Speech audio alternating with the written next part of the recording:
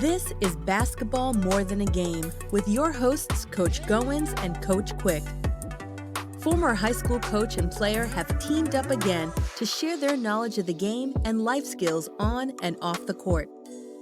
Now here are Coaches G and Q. All right, this is Coach Goins. Coach Q, what's popping? Hey, what's going on, Coach G? You want to know what's popping with Coach Q?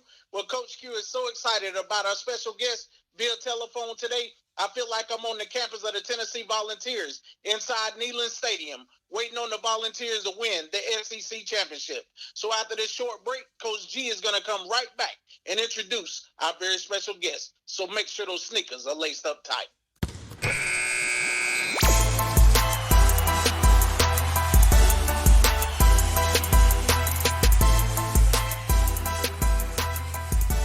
This is Coach Goins and Coach Quick, and we are so excited with our special guest. And as we celebrate our 101 episode, we like to welcome to Basketball More Than a Game, Mr. Phil Ingram. Phil, welcome. Thank you so much. It's so good to be here. I'm truly blessed. So thank you guys for having me today. Yes, sir. So, folks, if you don't know, let me kind of just set this table up. I know Coach Quick, he's already been in the kitchen and got the pots jumping. So let me go ahead and put the knife and the fork and spoon on the table. So Phil and I go back, oh, my gosh, man, to early 20. It's been 20. Yeah, it is. It's 20. It's 2022. How can I forget that? So we go back 20 years.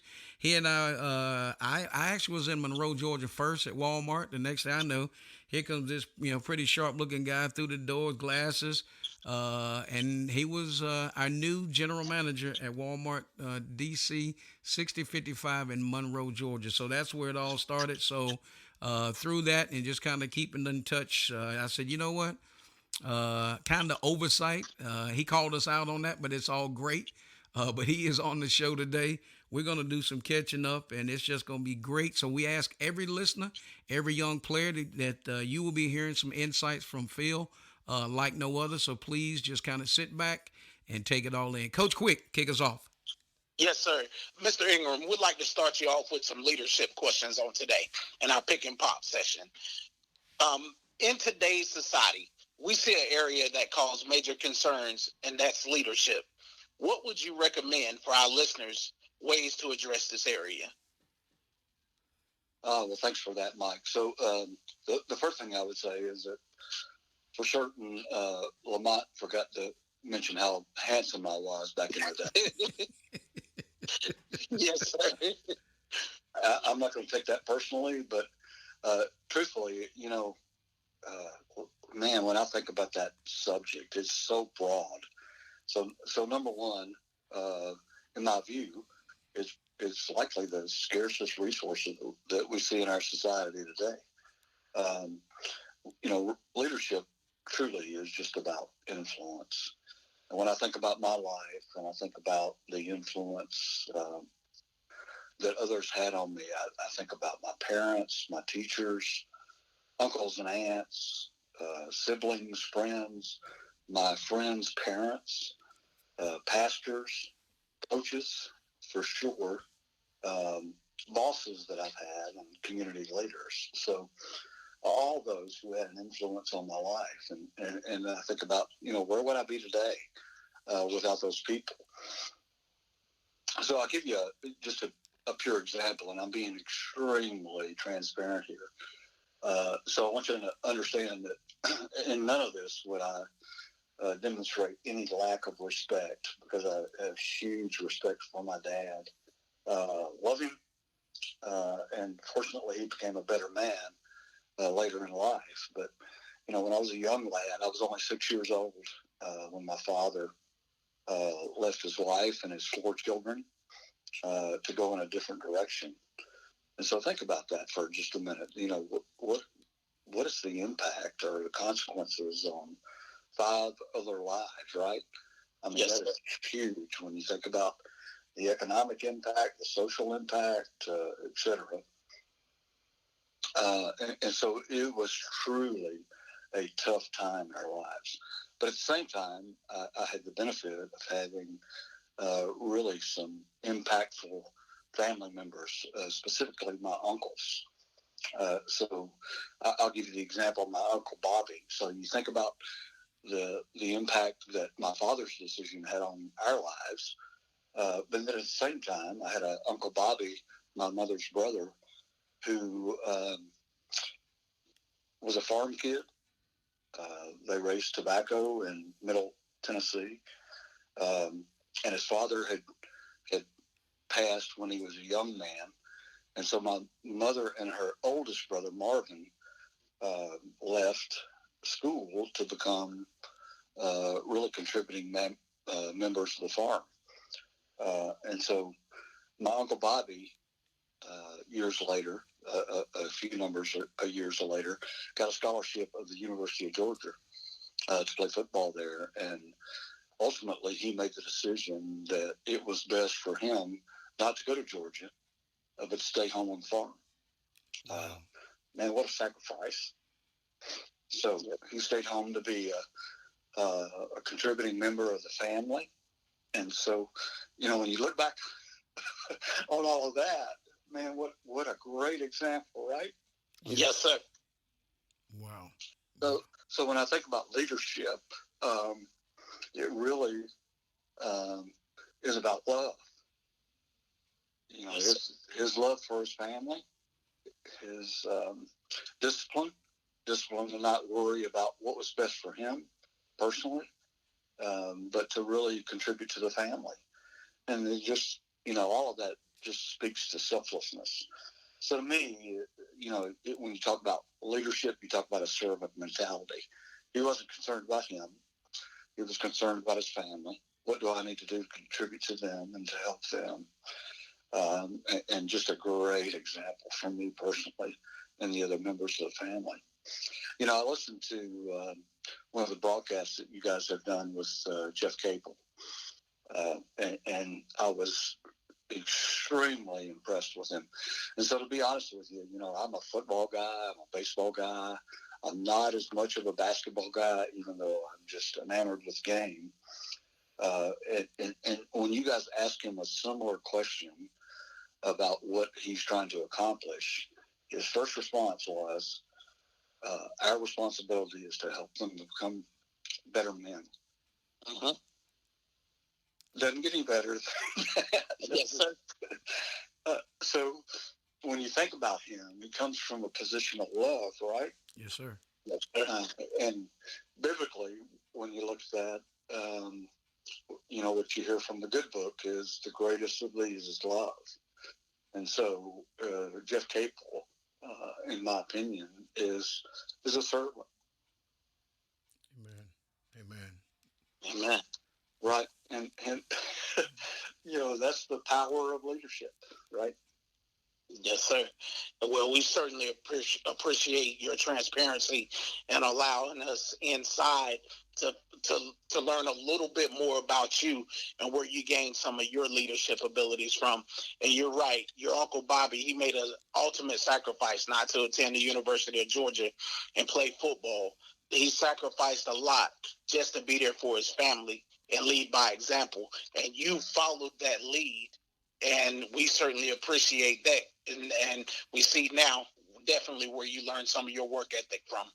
Yeah, without question. So my concern for today is that, today we're genuinely in a state of selfishness and divisiveness that, man, we just got to correct. And so, what we're seeing is promotion of self-interest versus being servant leaders and putting others before self.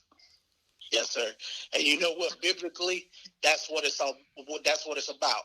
We're supposed to be servants and help others out. And I just think that's amazing the way that you just answered that question. So, Coach G, I'm gonna kick it over to you. Well, you know what I'm gonna do? I'm gonna do the right thing, and you know what? We're gonna step away, but before we do, we have on via telephone our great friend, Mr. Phil Ingram, and we're gonna be talking a little bit more about Phil in our next session. But we'll be back after this quick break.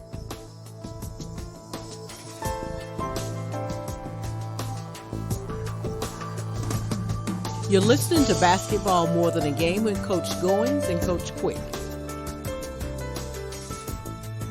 All right, ladies and gentlemen, we're back on, and again, certainly appreciate You tuning back in to our 101st episode and our very special guest, Mr. Phil Ingram. And Phil, somebody say, who is Phil Ingram? If you don't know, you're gonna know. You're gonna know about the impact that he had on my life, the impact that he had on some of the fans at the University of Tennessee. Don't want to let the cat out of the bag too early, but in that we're talking life, and of course the greatest co-host this side of a basketball court is on, and Mr. Mike Quick. So with that, Phil, here's what I want to say, and I'm gonna kick it over to Coach Quick. I want to thank your Uncle Bobby because not only was he on the family farm, the seeds that he sowed in you, and for you to step back and you recognize that, that's huge. That's and for what you accomplished in your life and the leader that you are, and the man that you are to leading your family. It just gives me, as I look back on that, it gives me more insight to see why you are who you are and how you lead. And it's just not talking, folks. I know this firsthand because I work day by day, almost side by side with this man doing some tough times when we were on the grind. But in that, I certainly appreciate his Uncle Bobby for the sacrifice, and because it did not fall on hard ground. So with that, Coach Quick. Yes, sir. Mr. Ingram, working in logistics, which is a very demanding profession, how important is work-life balance? Great question. So it's critical. One of the things that's really interesting about current times, when you look at the pandemic, when you look at the way people had to or really corporations had to rethink how they did things. So many times in my industry, for example, we weren't off on Thanksgiving. We weren't off on, we got Christmas Day off, but really that was the only day of the year that we got off. Yes, sir. So it's really critical when you look at all that. To be quite frank, I was never very good at it. There's no quote is that if you love what you do, you'll never work a day in your life. And I think that probably describes me. And I absolutely relished the opportunities that I had to work in the position that I was blessed with for so many years. And so leaders understand, though, or true leaders understand that their influence on their people should be about protecting their people, right?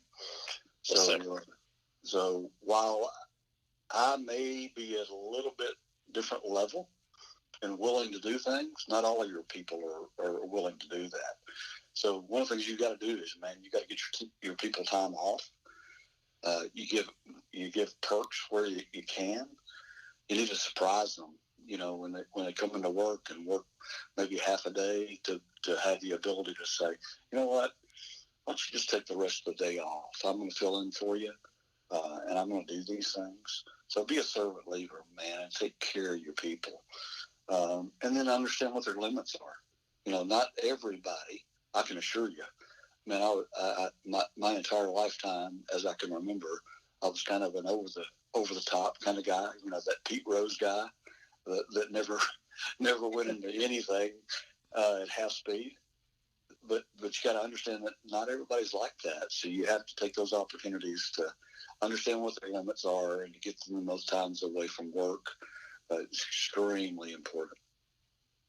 Yes, sir. Outstanding. Coach G, I see you standing in the corner for this 3-point basket, so I'm going to swing it over to you. Well, I appreciate it, man. I make sure my feet are behind the line before I take this shot. But yeah, when I hear Phil talk about that, I think a lot of times, Coach Quick, we'd be in the grind, and Karen would call, and she's like, "You want me to bring a plate?" I'm like, "Yeah." Matter of fact, bring two. And so she'd come. She'd come up to the building, and I'd go in and tap on the door and say, "Phil, let's stop and have some dinner, or have Phil come over to the house and have some dinner." And it's hard to believe that's 20 years ago.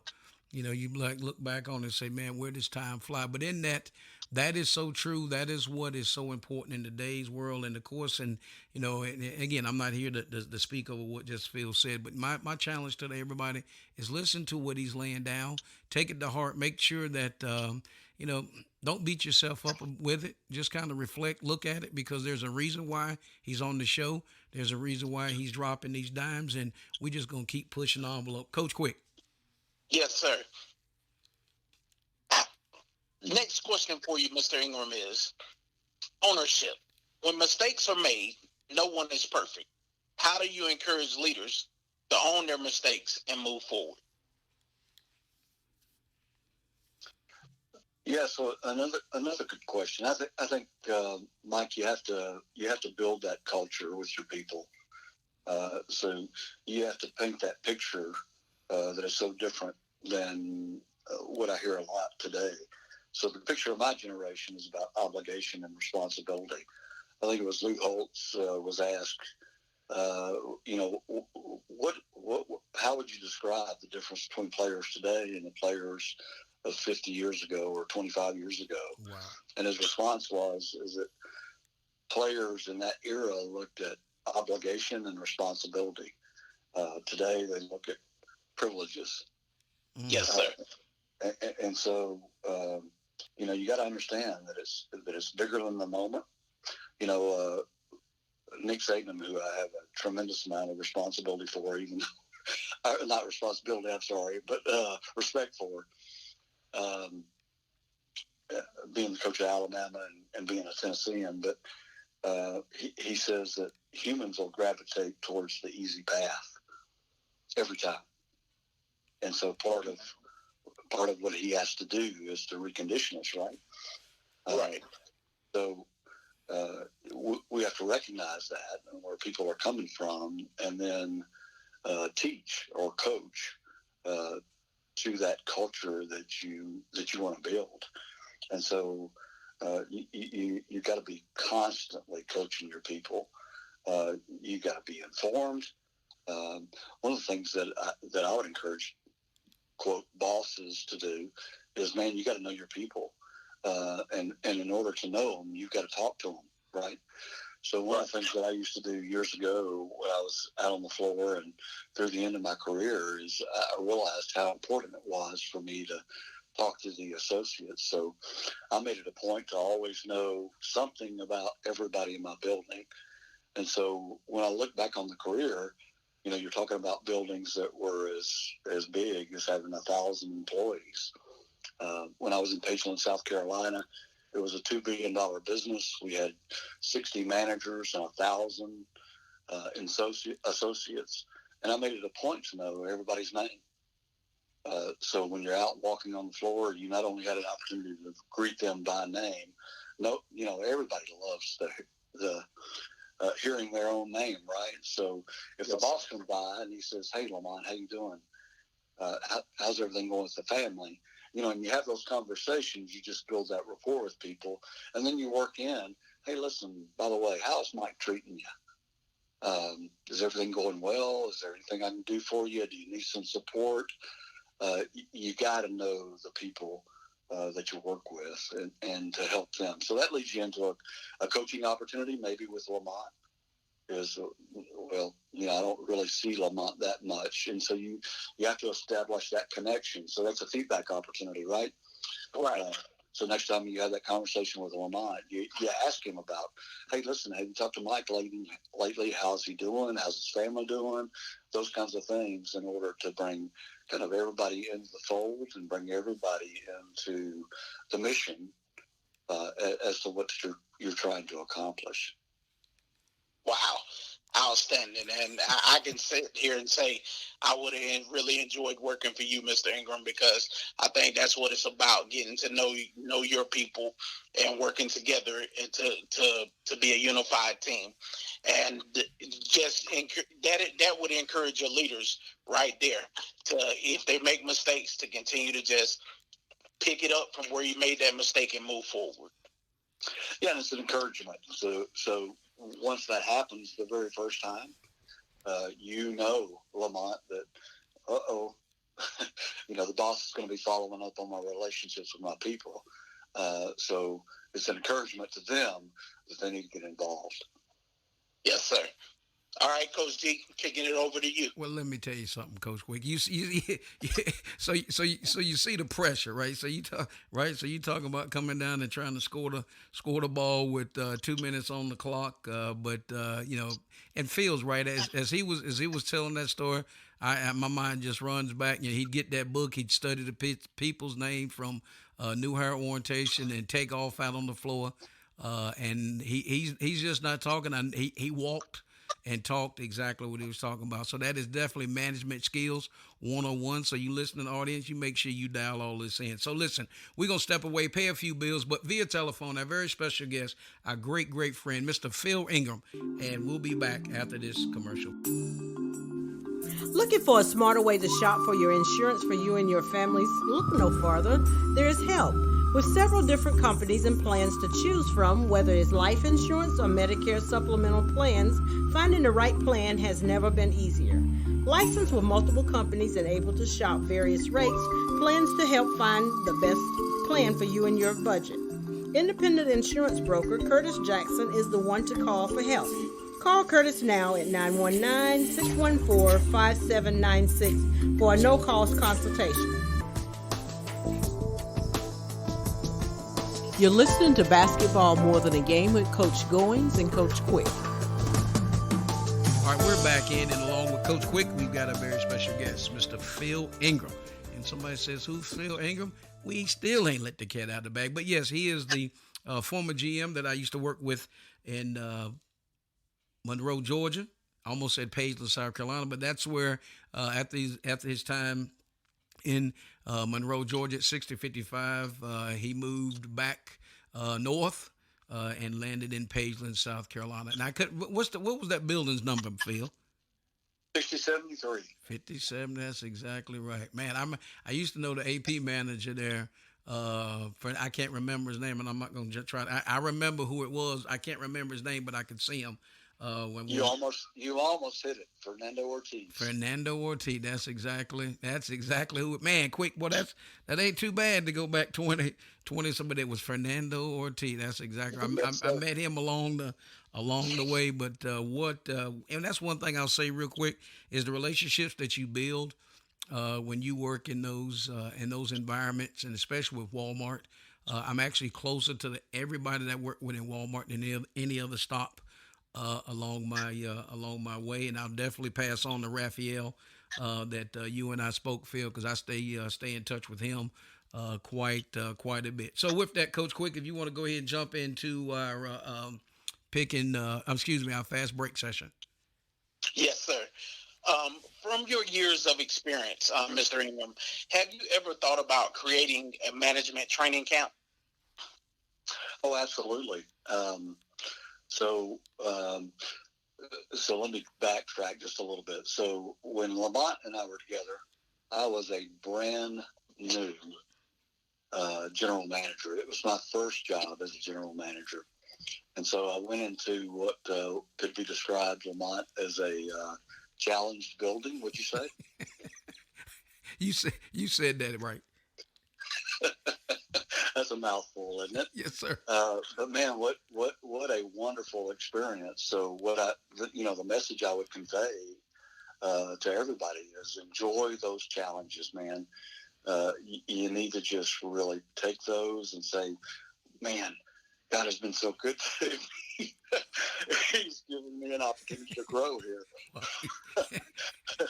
And I certainly grew there during those years. I don't know if you remember, Lamont, but one of the things that we did is I came into that building. It's such an interesting set of circumstances because I had been in Bentonville, Arkansas at a meeting, and I was called into one of the executive leaders' offices, and he said, "Listen, here's what we're going to do.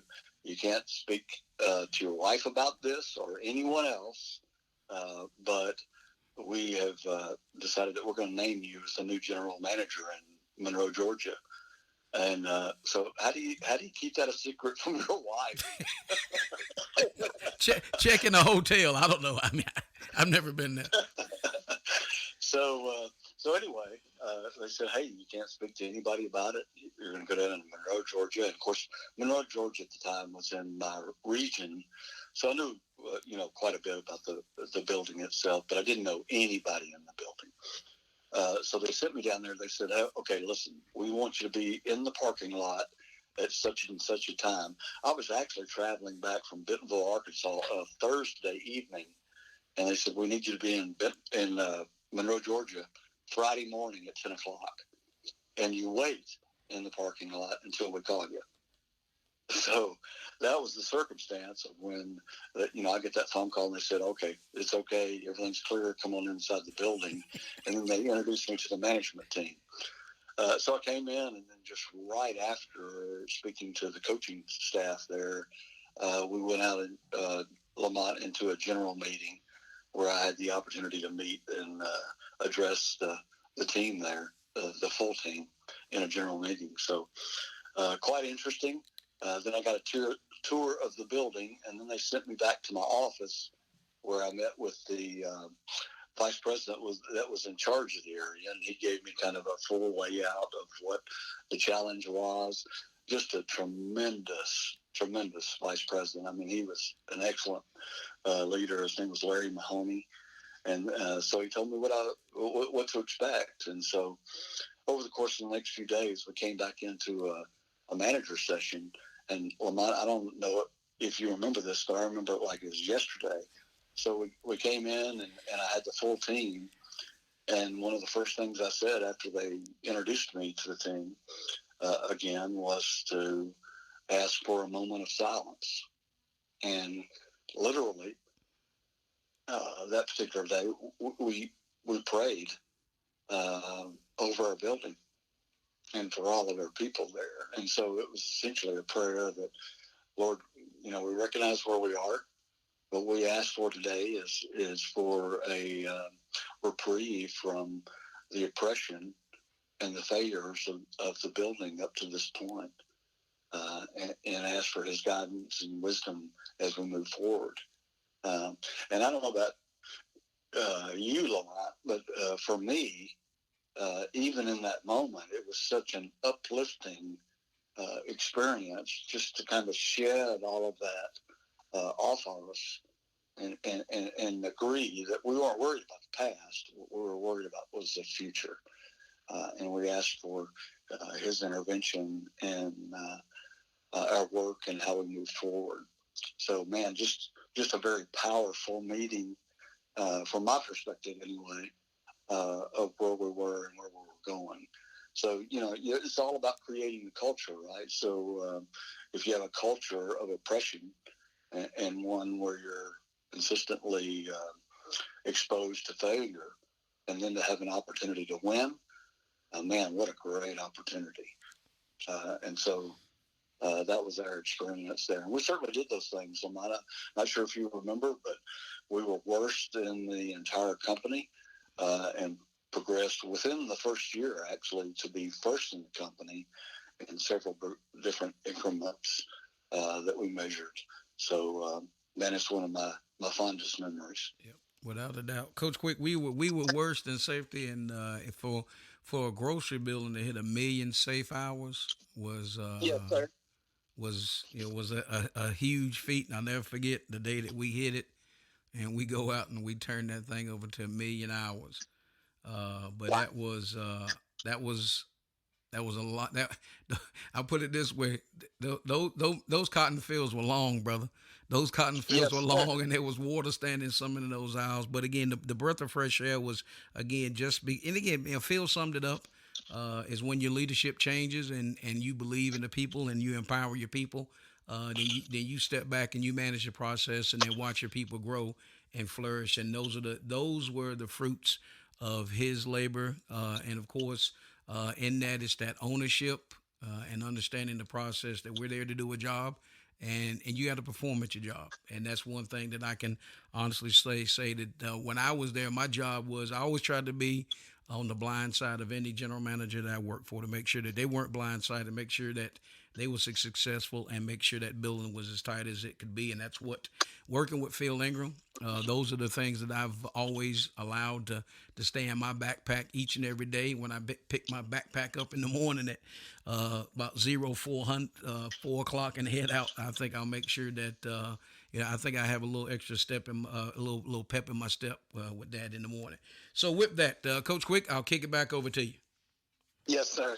How rewarding is working in a fast-paced environment, Mr. Ingram? Extremely. So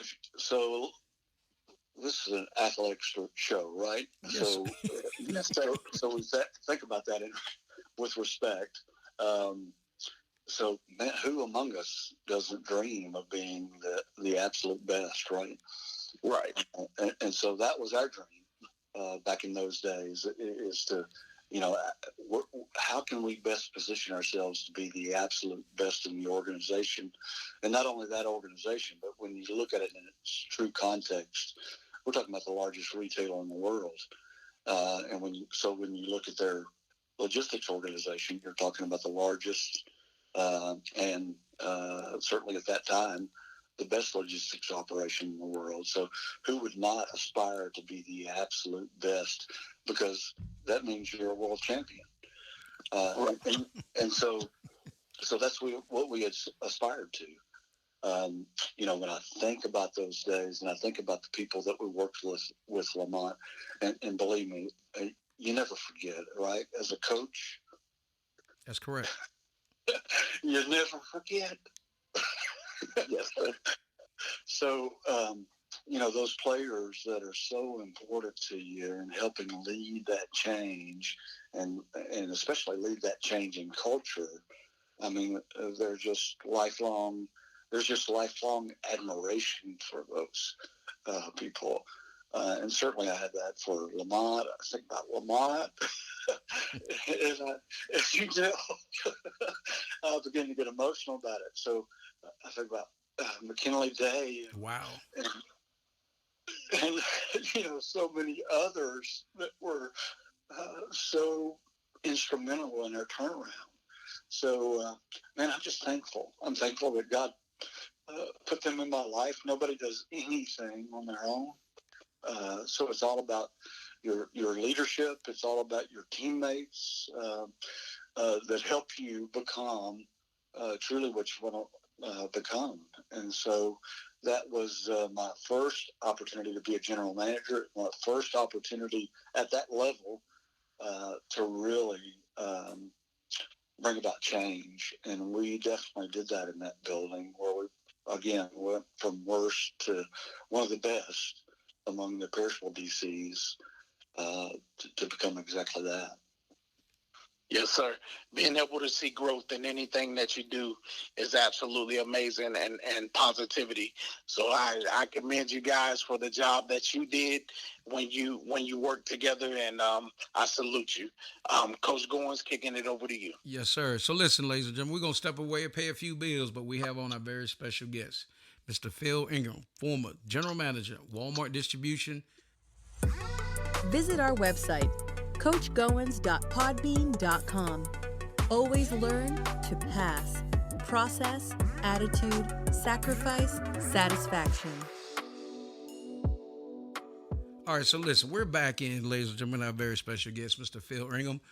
Worked with when I was in Walmart Logistics in Monroe, Georgia, in our building 6055. I'll never forget it as long as I live. I'll tell Coach Quick, I can be 115 years old playing checkers in the nursing home, and somebody say, "You ever been to Monroe, Georgia?" I'd be like, "Man, pull up a chair and let me take you down that road." So, but as we move into our next session, which is called In the Paint, a lot of people don't know our very special guest, Mr. Phil Ingram, played at the University of Tennessee.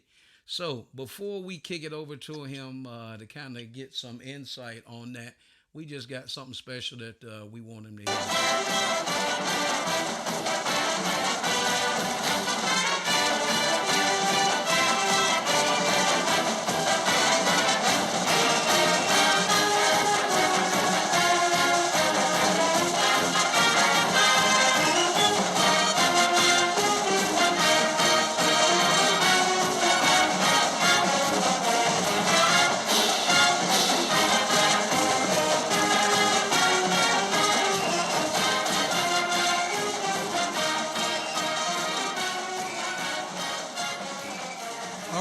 gentlemen, we're back in, and like I said, we just had to get Phil's head right, just in case he wanted to put in his chin strap for this last session and reach back and put on that jersey number 4. So, with that, Coach Quick, I'll let you kick off that first question for in the paint session. Yes, sir. You played football at the University of Tennessee. Good old Rocky Top. Take us back to those days and share with our listening audience some of your most memorable moments. Yes. So first of all, Coach Mike, I would say that my biggest disappointment so far through the show is that Lamont didn't sing Rocky Top. I mean, what is the deal, man? Who cannot get excited about Rocky Top? Yes. Yeah, so obviously, I mean, one of the high points of my life.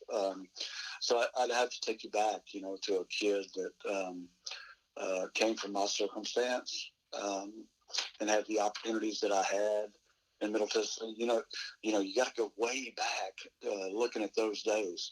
The kids of today would have no recognition factor for it. So what I can remember is that there were basically 2 shows on weekends that highlighted college football.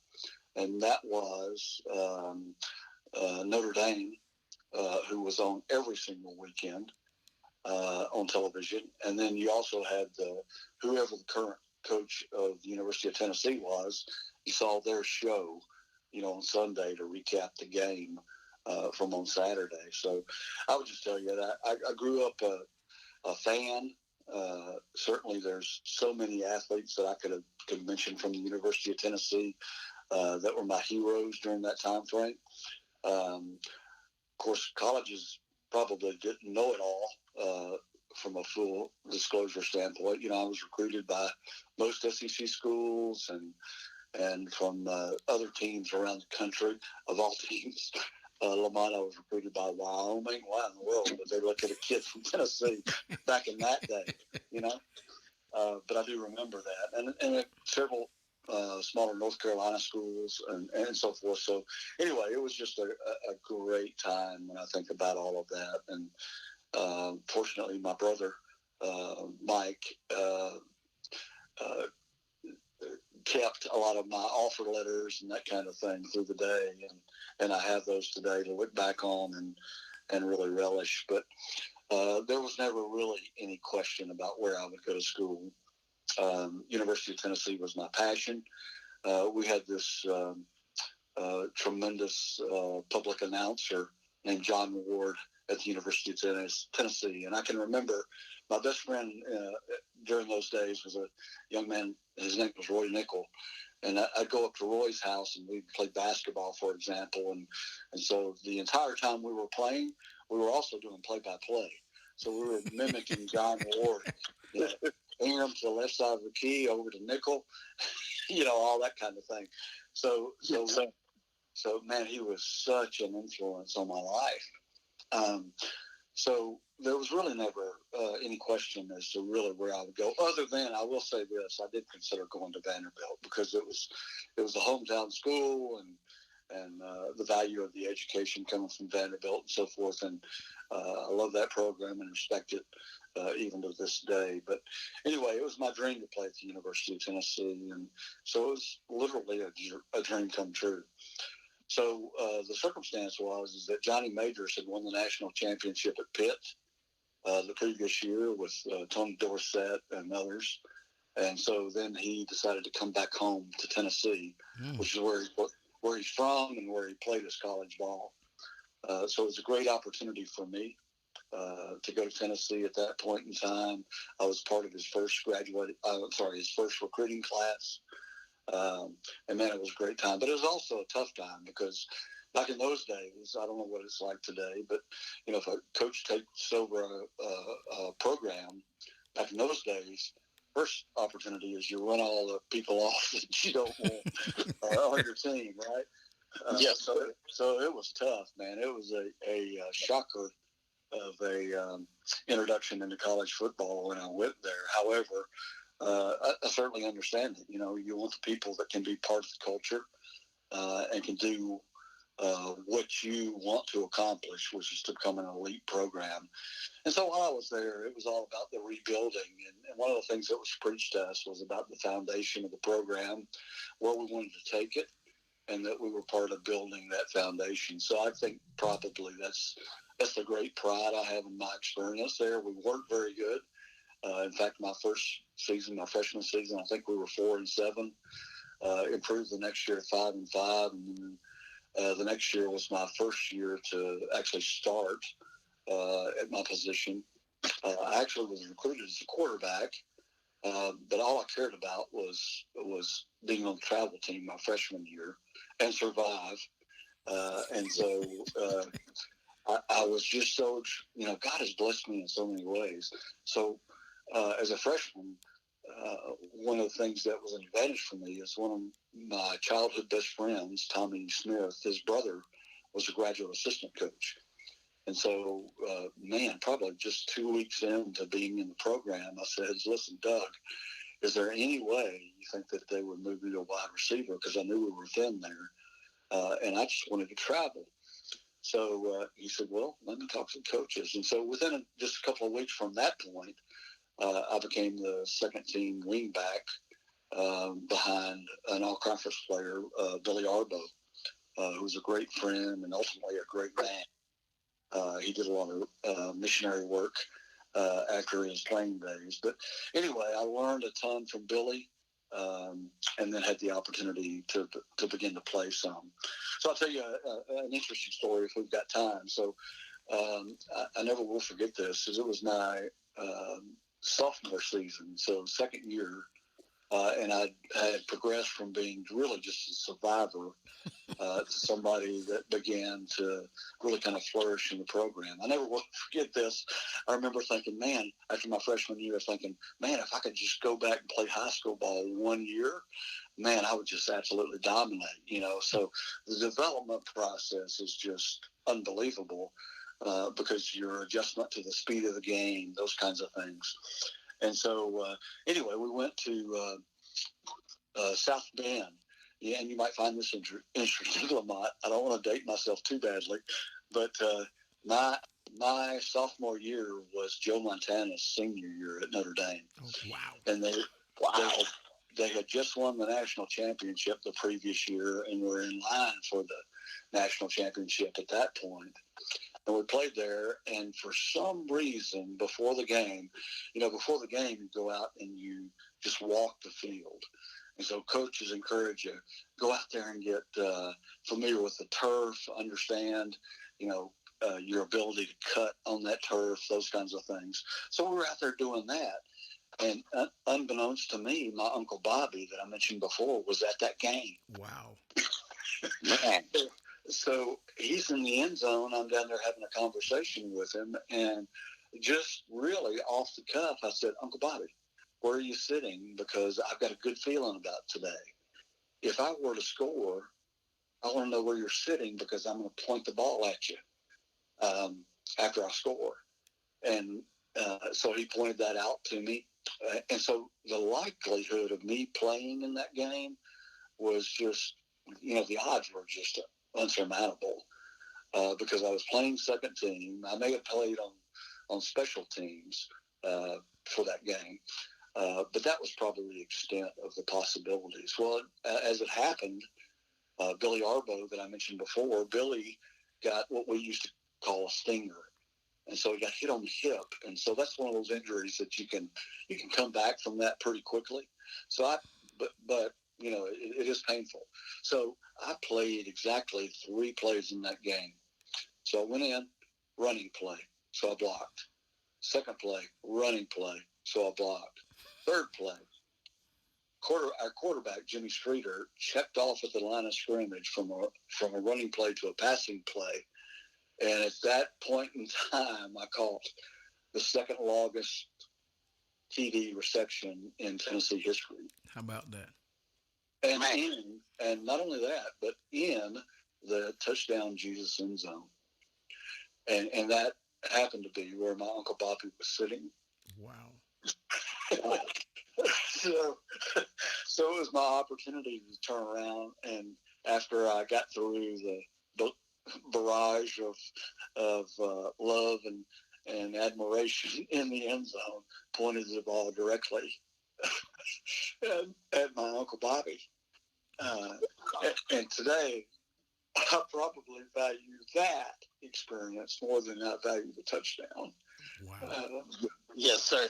What an amazing experience to be able to get in the game and to be able to score a touchdown in front of the one person that you looked up to the most as a leader in your family.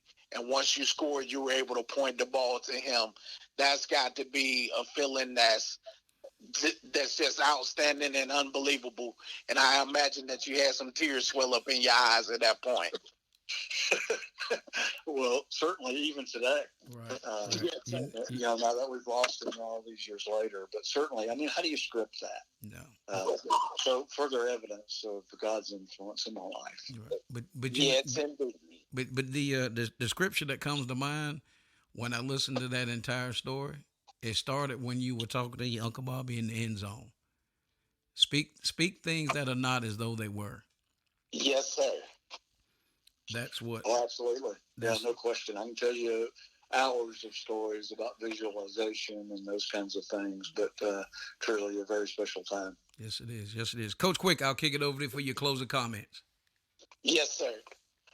First and foremost, Mr. Ingram, I just want to say what an amazing experience it was having you on our show today. You know, being able to just sit here and have a conversation with you about life, skills, and success has been tremendous. And to just get your wealth of knowledge on leadership ability, and just being an inspiration to others as you were the GM at Walmart when you and Lamont worked together. What an amazing experience. Like I said, I would have loved working for you because you sound like the type of guy you picked your employees up. You never look down on a man unless you were looking down on him to pick him up and giving him a helping hand. So I just want to say thank you for your time, your opportunity, and your talents of being on this show today. What a blessing. Thank you. Thank you, Mike. You know what? Yes, sir. And I'll jump in with this right here, man. I tell you what, the first thing that comes to my mind, I'm going to say it just like this because it's there, is number one, I love you, Phil. I appreciate, and I say that because of the challenge, what we dealt with, what we had to do. We walked through it was almost like Shadrach, Meshach, and Abednego, right? we were in the Coach Quick. You don't understand, man. We were in the furnace, brother. We were in the furnace, right? But we came out. You know what? We came out, but we didn't smell like smoke. It made us the men that we are today. Phil, your impact, your leadership has taught me, has been a guiding light that I continue to run the way I run. Working for Best Buy Logistics as the AP manager, and it's a bike that I've been on, and you were instrumental in making sure that I had my bike tuned up for whatever race that I needed to run. You impacted my family from early, as a young man. Because actually, Coach Quick, you don't realize that was the first building that I was ever AP manager. I'd never been a manager ever. I left coaching. And went straight into that line of work, and it was, it was in the cards. It was destiny that we met, and it was destiny that you were my general manager, and you were the guiding light. So I certainly appreciate you, your body of work, what you bring to the table, and the impact that you've made on the lives that you touch. So with that, I'll give it over to you for your closing comments.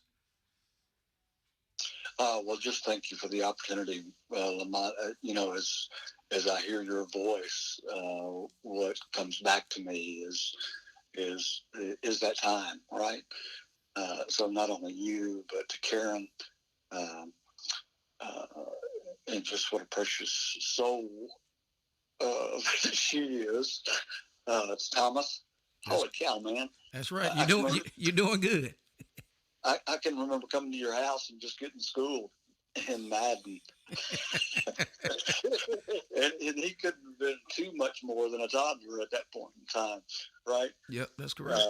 So when I think about so many blessings and all the great things that have happened during the course of my life, obviously God driven, but I'm not prideful about anything that I may have accomplished. What I'm prideful about and grateful for is all the awesome people that I had the opportunity to work with. Because I didn't do that. I didn't do any of that. They did that. And so the immense pride that comes with that, not the pride in myself, but the pride in them, it is just truly rewarding. So I'm truly blessed and truly thankful. And again, not proud, but just grateful for the experience. People like you feel that makes our weekly show impactful, because the only thing we do is we just try to step back, take a few moments, and make sure that we're leveraging and utilizing the people that we know to make an impact in the world. So with that, Coach Quick, get us to the locker room. Yes, sir. For Coach Goins, our special guest, former Tennessee Volunteers football player, retired GM of Walmart, Mr. Phil Ingram, and for myself, Coach Quick, we'll see you in the gym. You've been listening to Basketball More Than a Game with Coach Goins and Coach Quick. Our podcast is available on podbean.com.